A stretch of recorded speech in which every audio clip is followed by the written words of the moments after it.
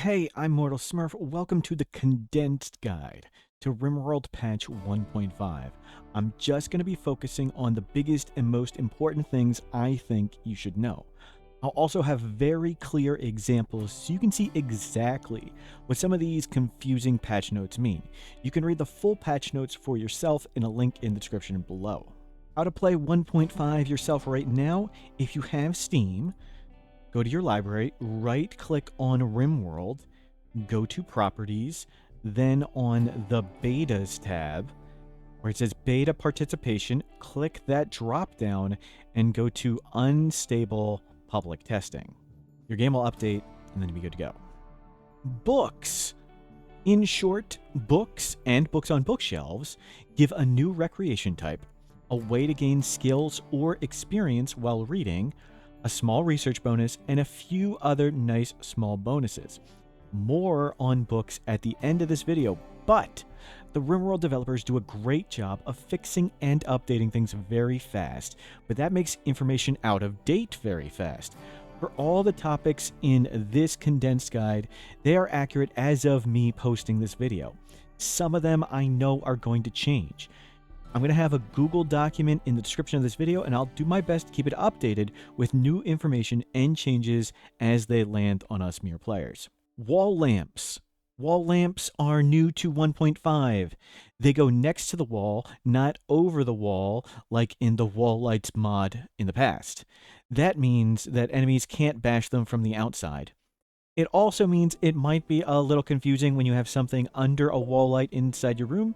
You might try to click on something like this heater and instead click your wall light. Floodlights are new, very power efficient light coverage for a huge area. Also, when placing any wall light, floodlight, or lamp, you can see the coverage area before you drop it. You cannot select the lamp and see the coverage area when it's down. The devs have said that's a huge problem for performance, so they're not going to have that. You can make hidden conduits. They cost a little more steel. You make them, you don't see them. Couches. Couches are just armchairs with two spots. Pretty cool. Ornate 2x1 doors don't have a lot of hit points, but look really cool. Mech water raids. Prepare for mech attacks from water like oceans or rivers. This event should be pretty rare though. It's significantly less likely than breach raids. Very roughly, just as a comparison, they occur about the same frequency as pirate or outlander drop raid on top of you raids, and those are pretty rare. They can possibly occur a little before breacher and sapper raids possibly can occur. Water emerge raids will be slightly smaller than standard raids, but somewhat larger than breach raids. Here's the exact current numbers for mech water raids on this topic. Crawling. Downed pawns can crawl if they have at least a little manipulation and consciousness left. They prioritize crawling towards beds marked as medical. If they can't find a medically marked bed, they crawl towards their own bed. You might want to position your hospital, or at least some freely placed medical sleeping spots, in the direction you want your downed colonists to crawl. Colonists also automatically crawl away from danger like fire. Enemies will crawl as well. Wanderers if the game ends. If your game ends, you can wait 8 hours and there'll be a new add some wanderers. You can add up to 6 wanderers if you want. Choose 1 to 6 new colonists, and you can pick up the game where you left off. There is now a search box in the bottom right of the screen. Click it on the tiny little link in the bottom right of your screen. If you hover over it, you can also see the hotkey for bringing up the search box. I think this is a great feature because you can search for Huntsman in every single raid. Kill him, PM me dead Huntsman pics, see this video for details. Of course, you could also use the search box to find items on your screen. Don't know where you dropped your Jade Club? Search for Jade Club, and there it is. We found the Jade Club. You can now display Colonist Mood. Colonist Mood at the top of the screen on the little Colonist bar icons will change when they get to minor or major break thresholds. You can toggle on and off this feature in the Options menu, Options, Interface. Unlike the color-coded mood bar of the past, you won't see diseases, it's just colors based on mood. You can zoom out and see silhouettes for things like animals, colonists, and enemies.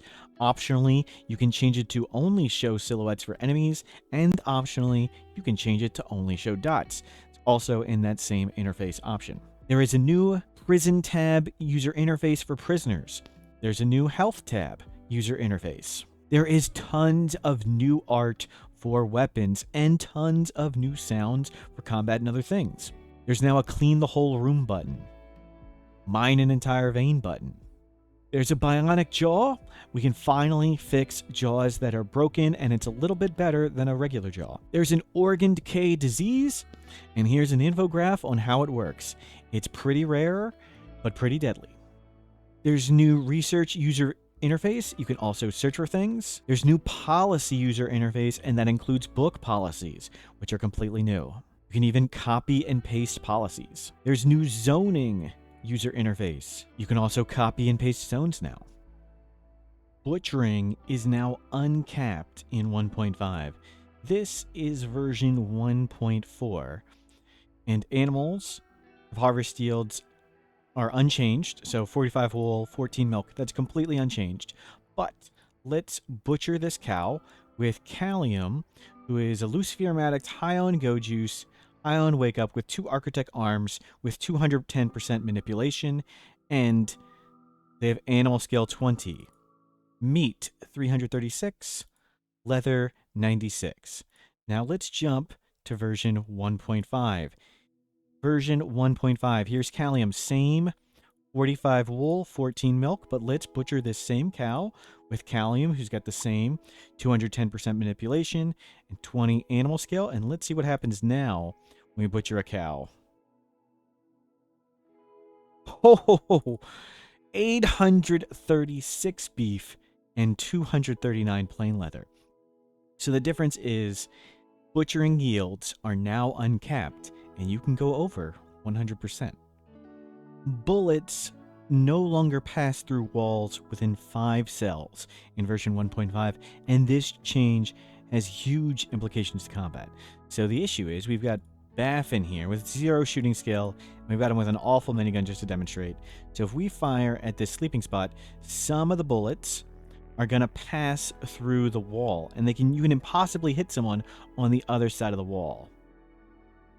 And this is version 1.4.